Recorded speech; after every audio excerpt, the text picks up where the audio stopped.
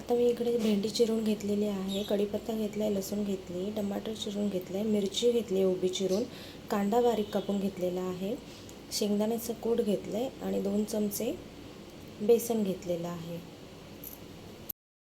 आता मी गॅस चालू केला आहे, त्याच्यावरती कढई ठेवली आहे. जशी कढई गरम होईल तसं मी त्याच्यामध्ये 2 चमचे बेसन टाकून घेणार.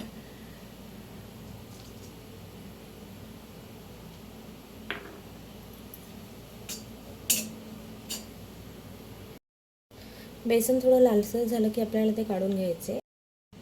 कढईमध्ये मी थोडंसं तेल टाकून घेत आहे. आता याच्यामध्ये मला भेंडी भाजून घ्यायची आहे.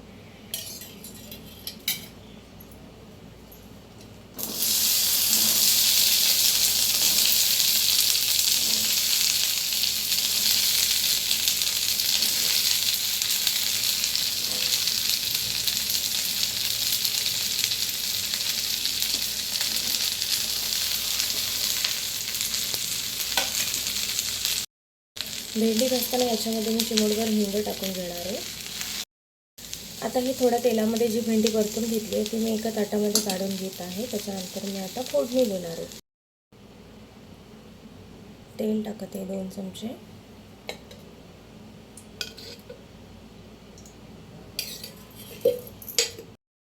तेल गरम झालं की याच्यामध्ये जिरं टाकून घ्यायचं आहे.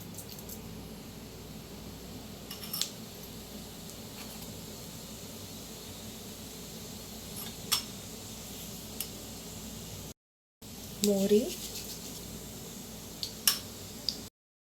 कढीपत्ता, करून घेतलेला हिरव्या मिरच्या, चिरलेला कांदा, टोमॅटो छान परतून घ्यायचं.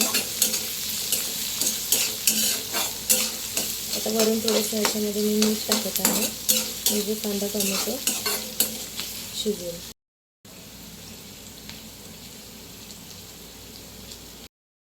हळद. आता ही भेंडी मी परतून घेतली होती ती मी या भेंडी फोडणीमध्ये टाकते.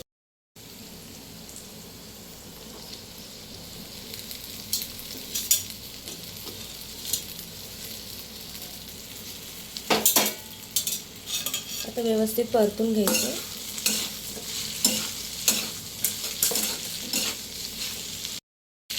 चवीनुसार मीठ.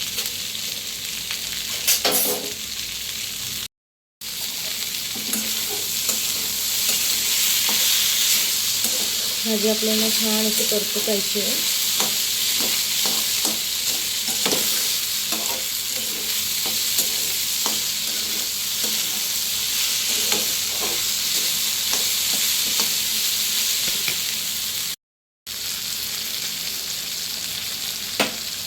आता जे मी बेसन घेतलं होतं भाजून ते याच्यामध्ये टाकणार आहे.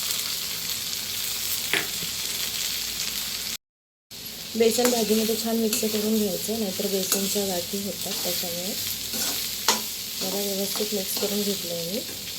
गॅस थोडा कमी करायचा आणि शेंगदाण्याचं कूट. आता वरतून बारीक चिरलेली कोथिंबीर टाकायची.